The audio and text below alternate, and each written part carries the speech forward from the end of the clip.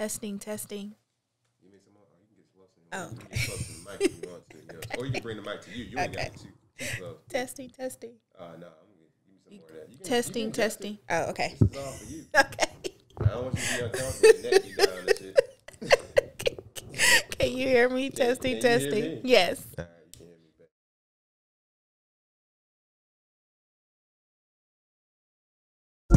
You're locked in to the #1 DJ in the game. This how you supposed to sound. DJ Sphinx. Turn it up. Turn that shit up. I ain't scared of you motherfuckers. How could you write me up? How could you write me up? How could you write me up? How could you write me up? Oh shit! Say it again. Say it again. Say something else. And I ain't playing, nigga. How could you write me up? How could you write me up? How could you write me up? How could you write me up? I study high, take tests high, get high scores. Right. How could you write me up? How could you write me up? You're listening to DJ Sphinx. This shit smoke. Welcome to Life Happens Radio, sponsored by Minds Industries LLC. I am your host, Travis Minds, aka DJ Sphinx. I don't necessarily like to go by DJ all the time because, you know, my name is my name and I can't run away from it. We got a special guest today, a special guest that I'm pretty sure a lot of people would necessarily be excited to actually hear from. She does a lot of different things. She's an author. She's a mental health expert. She's a friend. She's a coach.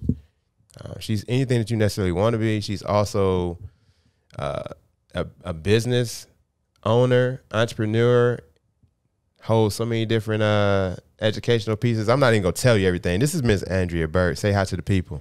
Hi, everybody. Oh, man. Give me a little bit more. Hey, how you doing? Hey, everybody. How you doing? That's what I'm talking about. We're going to get loose up in this joint. As a matter of fact, I'm going to start getting shots to everybody that come on the show. Going to have like shot Sundays or something like that. So we want to actually bring you on the show. We actually brought you on the show pretty much to let everybody know about who you are, where you're from, what's your why, what are you doing, as far as business and projects or anything of that nature. It might actually be somebody that might need to hear something that you're going to be actually sharing with us today, because our conversations have been, you know, very interesting, yes, to say the least. You know what I'm saying? We all been through a lot of stuff, but first and foremost, to get you a little bit comfortable with what's going on, where you from? Where are you from? I am from Detroit. You from Detroit? I was born and raised in Detroit. Detroit, what side? West side. Oh. I don't do east. Oh, well, you know, we on the east side right now, so I ain't gonna talk junk, you know. Hold up, we ain't cross Woodward. We ain't cross Woodward. You know, you good, dude. You good. See, I gotta get home. Anybody following your ass? Maybe I might help you out getting to the crib, but they ain't gonna be following you like Myron off of Players Club. Remember that? Anyway. What school? What area are you from? I mean, you said the west side, right? So yes. I grew up right outside of Rosedale Park. Rosedale. So like Grandma neighborhood. Yeah. That's around the corner. Yep. What school did you go to? I went to Cass Technical High School. Cass Tech, big Cass. Yes. Hold up, you go to the old Cass and new Cass? I went to the old Cass. Old Cass. That's the, okay, see, I always talk junk about Cass Tech people. I'm letting you know right now. Cass Tech people, I commend you, because if I was a freshman and had to run up 18,000 flights. Man, my locker was on the 5th floor my freshman year. Oh, my God. You want to talk about never wanting to go to my locker? Ever. I always had my winter coat on. My book bag was full my freshman year. You know what? That's why Cass Tech had strong backs, yes, and thick thighs, because y'all was going up steps with yes. Y'all was Army vets by the time. Exactly. I don't think I actually got comfortable with putting my stuff in the locker until like sophomore year. I got you. We only had 3 floors of Cooley, so it was good. Oh. Look, hey, bless, see, stop it. I didn't starve at Cooley, but Cooley saved my life. Yeah, it did. The only thing that didn't save my life was going through the 2nd floor. That's a whole different story. That was a whole different story. That was the hood floor, the 2nd floor. So y'all from Cooley, y'all know what it is. Go through the 2nd floor. I just didn't want to go through. I went around the gym. Anyway, that's not the point why we're here. We're here for you. We're here to talk about you and mental health awareness and letting everybody know what's going on with that. First and foremost, do you have any childhood like heroes, somebody that actually helped you shape who you are today? I do. I have my mother and my grandmother. Okay. They're two strong African American women. Gotcha. They're very educated. My grandmother especially, she always taught us, go get your education first. Okay. Then go get married and have kids, because she had her kids young and she got married young. And she always loved education. She old school. Right. And so she had to do everything backwards. She raised her kids first and then went to college. And she got all the way up to where she was admitted for her PhD. Nice. Yes. That's terrific. So it's nothing wrong with having a smart person around guiding you in your life, right? Okay. Yes. She was, while everybody else was out having a good time during the summer, we were at the table doing book reports and math homework. Oh, she didn't play. You know what? I can't even trip because my mom's a teacher, right? Teaching with DPS forever. It felt like 30 plus years. And so it was all work first and then play. But my goofy self was like, how can I do my homework at school? So I don't have to do work. I ain't got that much homework. I'm done. My grandma already knew all those tricks. Yeah. So it was like, because my granddad picked us up and we went to their house. Got you. She was like, open the book bag. Oh, she's one of those. She was one of those. Hey. She was like, I know you got something to do. And if you don't, I'm going to find something for you to do. I'm scared. You know what? Whenever somebody asks me, if you don't have anything to do, I'll find something to do. I quickly found something to do. I didn't care if it was me just looking at the wall in concentration mode. I'm meditating, Grandma. This is helping my mind right now. Look, she said, it's books in the basement. Gotcha. Go find one. Jesus. Did she have the big the encyclopedias? She had the encyclopedias. The black and gold ones? Big black and gold ones. Yeah. She had math books she would bring home for the summer. God. She had reading books. I think I read, what was the whale book that everybody... I think I know which one you're talking about. You said a whale book, so... I can't even think about it. Look, I don't even want. I probably deleted it out my head. She made us write book reports. On what? On just the stuff that you had to read? Yeah. Oh, I mean, 3 pages in the summer. 2 or 3 pages, double space? Mm-hmm. Probably. Yeah. She probably single space, y'all. Well, when we got to 8th grade, it was single space. Okay. Okay. All right. So, okay, you're growing up in the neighborhood, and we know about some people know about the neighborhood. I mean, it's good and bad. You had I had a pretty good childhood. Like, our neighborhood was, at the time, a little bit more affluent than it is now. Very. We had people that were in finance that lived on my block. Yeah. We had police officers. We had teachers. Definitely. We had investors. We had business owners. Some good jobs in that really neighborhood. Good neighborhood. Yeah. We would have block parties. Like, we would block the street off. Yeah, because we all got along.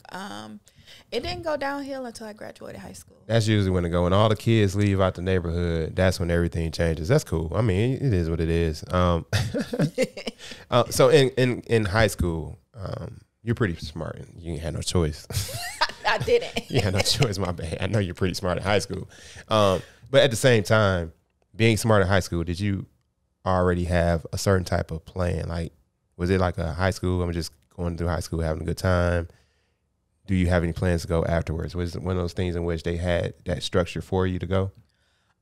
So high school for me was a culture shock because I went to a very small private school prior to. And while most were going to Cass, they were from like Bates and Halley. Right. I didn't have any friends coming from Christ the King. Oh, I know about Christ the King. I had like one classmate, and we weren't like super close. Right. So I had to kind of like build all over again there. Got you. It was a whole change. So my freshman year, I didn't do so well my freshman year. Understood. I just didn't feel comfortable there. I was actually looking for a reason to transfer to Mercy, the all-girls high school. What? You know what? People that I want to say women. No offense to guys that have problems. They always like, you know what? Just send me to the all-girls school. Yep. Let's go fix everything. Well, my sister was there, and I was like, well, we could just go to school together. Right. Y'all gonna be killing it in high school. Yeah, your mom was like, no, you can make it work here. My mom was okay. My dad was the one. I got you. Because for some reason, for him, Cass was like this big deal. Gotcha. It is. Yeah. It's a big deal. I can't even lie to you. It's not. I give it to him. It really is a big deal. Yeah. He took over the books for Cass, so he was doing the bookkeeping for them. Oh, nice. So Cass, he was like, no, you need to just toughen up. So I did. And he was always around. So he was always around. Yeah. Like I would be walking in the hall and I would see my dad and I'm like, why you not in class? Oh, that's scary. Look, my mom was a substitute teacher at the time. Look, when I was growing up. And the thing, she didn't tell me one time. She knew she had my class too. She had my class. And I walk in there like, what's going on here? Why is she here? I can't do what I really want to do now. Right. And I didn't call her Miss Mines at the time. I was like, Mom. She was like, you can't call me that. I was like, Mom, I can't change right now. I'm actually excited. You know how when you see somebody outside of school, you're like, ooh, right. I seen such at the roller rink or something like that. But you see him inside your school. It's different. My dad had a very aggressive type attitude. Gotcha. And I had male friends in high school, eventually. So, I don't know how that went. That was almost worse as having a police officer as your dad. Like, what you doing talking to my girl? Oh, my goodness. My granddad understood it because he would pick me up sometimes, the majority of the time. But when my dad was coming up there to do the book, he would say, oh, well, I'm going to pick you up. And he literally would park in front of the school door, the front door. And my friend, Marcus at the time, he was my best male friend. Gotcha. He would walk me outside. That was just our tradition. He would come to my locker. My dad saw him one time, and he said, oh, no. So Marcus will always ask, is your dad picking you up today? Your dad around. I mean, that's good, though. It cut, your grandpa picking you up in front actually cut down on a lot of El Caminos that used to be in the front of the high schools. So we know about those. Yes. We ain't had no chance of girls in high school because you talking about your dad messing you up. We had people that was already graduating like, hey, yo, my girl here. Like, nigga, what? Ain't you like 80? Listen. The El Camino in the front of the high school? These clubs open, bro. Like, you messing me up. Anyway, if you did it, hey, no offense to you. Y'all watching, you'll be like, I ain't watching the show no more because they telling on me. But it's cool though. So of course you graduated. Yes, I graduated. My dad, he was kind of strict, but I didn't really have a plan. Gotcha. I knew I had to go to college. Okay. I didn't have a choice but to go to college. So, and as far as grades, I didn't have a choice but to get my grades together. So I was a B student, graduating high school. I was, at the time, very social. Gotcha. So I was part of DECA. Oh, everybody know about DECA. I worked in the school store. I was vice president of DECA. That was my first time actually, running a campaign. Nice. You had to run, right, because it's cash. Y'all had millions of students. Y'all actually had to get vote. Yeah. But I think with that, it kind of broke me out of my shell a little bit. That's good. It made me want to talk to more people, make more friends. So by senior year, I had some friends. I actually started dating. Nice. It was how we met. We were in math class together. And our teacher, because our classroom was so small, she sat us kind of in rows across from each other. And he would sit by the window and I was sitting by the other chalkboard, and he would stare across the room. And one day the teacher caught him and she said, well, why do you keep staring at Andrea? I know she's pretty, but we're in math class. I ain't paying attention to no math. And he was red. I'm like, oh my God, I'm so embarrassed. Oh, you was embarrassed. I was embarrassed. Blushing. Yeah. Already light skinned. I was just like, why does he have a crush on me? Because I had a rule in high school. You don't date anybody you go to school with. Oh, because really? If you break up, you got to see him every day. Really? That was my rule going in, yeah. That's huge. I mean, that's always been my, that was my life sense. That makes sense. There's nothing wrong with that. So it was different when he asked me to be his girlfriend. I was kind of hesitant. I was like, know if we should be Right. Be dating. actually dating. Yeah, because we in the same class. Yeah, same class. And then what if we are the argument and stuff? We sitting next to each other. What you gonna do if you mess around and exactly? You didn't bring me that Wendy's and chili cheese fries that you told me you promised me for lunch. I'm just like, I don't know, but I gave him a chance. Gotcha. We did good for about a year. That's actually long. That's a long time for high young school. people, right? Yeah, for high school, we did good for about a year. I got a car, so I started driving. Yeah. My parents bought me a brand new car. Yeah. And that's kind of what pushed our dating life a little bit. Yeah. Because I was able to pick him up to go on dates. What? Because he didn't drive. Well, yet. yeah, we y'all already got us by maturity by so many years. So y'all had a car too. Exactly. So getting picked up by your girl, cuz. Right. I was picking him up. But he would pay. He would pay for dates because he had the job. I got you. So okay, after high school, we not there yet. You get to college, right? So what college did you go to? So my first college, I went to Anderson University. Anderson, where's that at? That's in Anderson, Indiana. So it's about 30 minutes south of Indianapolis. Okay. Or east, sorry. Okay. 30 minutes east. And it wasn't like an original choice for me.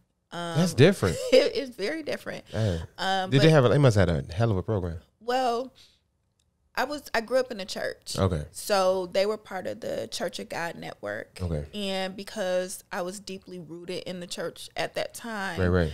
I just thought it was a natural, graduation to go to a college, a Christian college. I understand. Because at that time I wanted to kind of like really get deeper into my faith at that point. Okay. But I also wanted to study pre-med.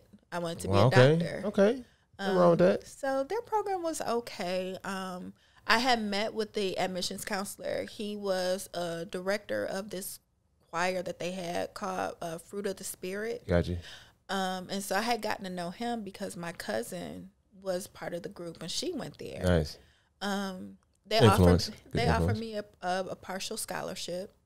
So I said, well, I'll go where the money is.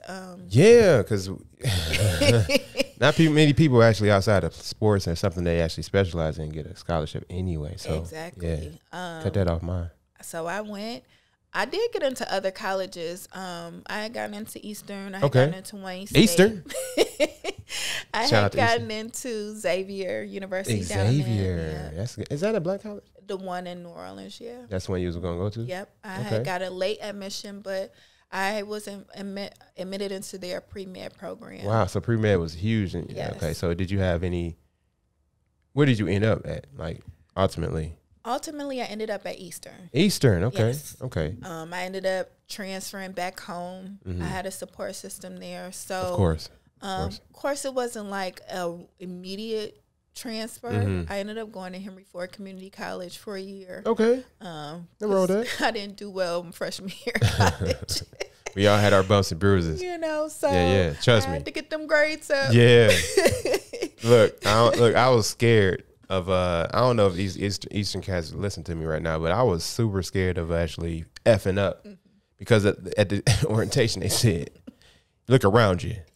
You might not see them next semester. Yep. I'm like, sit next semester, bro. Can you finish out the year? Give me one. And then lo and behold, I go to the gym to go hoop with my friends. I hope they ain't here. That semester real. So I get it, trust me. I had to get into that. My dad was like, you're smart. Why didn't you do it? I'm like, I don't like this school. So I ended up going to Henry Ford. I did really good. That's good. I transferred to Eastern. Okay. My sister was there. Okay. She's a year and 5 months younger than me. Gotcha. Nice. And so how many siblings do you have, by the way? There's 3 of us. Okay. So I'm the oldest. Okay. Then there's my sister. She's a year younger. And then my baby sister is 8 years younger than 3 me. girls. 3 girls. Oh, wait. No boys. It was exciting in our house. Oh, really? Imagine exciting without the all boys. The attitudes and that exciting, you meant. Sarcastic. Right. My dad couldn't take it. So he was like, look, I'm going to work for the school. I'm going to work something. He found some reason to be gone. Yeah, look at here. He's like, I couldn't do it. Look at here, I would have been gone too. But anyway, I'm sorry. All right. So getting back to Eastern, right? Did you still continue to do pre-med or did something change? What's up? So because I was super discouraged after my freshman year. I still had hopes of doing pre-med, but when I got to Eastern and I started talking to the admissions counselor, they had stated that maybe I need to consider changing to something else. Really? Yes. And what did you end up changing? They say, so you telling me you should, because you're not, that's what they did to you? Yeah. I know about that. That green sheet? Yep. They were like, have you considered something else like business? Really? Or communications or that's social work? Oh, don't do that to people. Or education. But still, okay. Education, of course. Yeah. Eastern. Got you. And so I was like, well, I don't want to be a teacher. I'm not a good teacher. Got you. I don't like social work because I don't have the heart that you need for social work. That's huge. So I said, well, I've never heard of communications. What does that entail? And I said, well, I'll give it a chance, but I'll minor in marketing because I was a marketing student at Cass. Okay. Then it became easy to you. Right. And definitely you go to school for something that you love and you know. Okay, I got you. So I got really involved at Eastern. I ended up in honor fraternity, Phi Sigma Pi. What? The honors. You are a smart. My sister and I were both in that fraternity. What? Yes. I want that damn smart. Well, I don't even know how. I think we both got recruited. They sent us a postcard. A postcard. Wow. Yeah, because if you made the dean's list, oh, that's different. that's how they would kind of rush you. That's probably why I don't know. I don't even know who dean is. Let's let you go ahead. Let's see. I was in other organizations. What organizations were you in? I'm trying to remember. I know I did a lot of stuff with like the television and electronic media. Really? That was my area. Yeah. Did we see each other? I think we did, maybe on and off. Probably. Probably Seen each other. Yeah, we probably. Everybody was in that building. Yeah. They were just in there for no reason. Exactly. What you doing like in here? You in this class? Look. I didn't know you was in this class with me. I had no idea. You go here? Right. Where you been? All right, I got you with that. Okay, so you did. You was a part of the show. Yeah. You ain't think you did. 'Cause that's can't say you thought. She was like she's trying to say, nigga, I didn't like you then. You weren't attractive enough for me. I did. That's what it was. It's all right. Look. I was a part. That was a big part of the same rule I had in high school. Oh, you had in college? Same rule I had in college. God, dog. Some people got to drop out to talk to you, huh? Listen, when I first got there, I had met a guy walking to my car because I was a commuter student. My sister and I. Oh, the big parking lot. You're going to meet a lot of people in that park. Got you. I got you. We had an off-campus apartment. Okay. We had did a. We all let's say it. Huron. Huron view. But at the time, it was nice. That joke was popping. You know, it was like we had to do a PowerPoint presentation for my dad. He came up to make sure it was secure, and so he said, "Well, you all can stay here." No, we started at Spice Tree. Okay, then we moved to Huron. I got you. Yeah, so we were at Spice Tree, and I just never forget. I was walking to my car, and this guy, he was like, "Do you go to Eastern?" I said, "Yeah." I mean, why would I be in it? I mean, I'm walking to my car.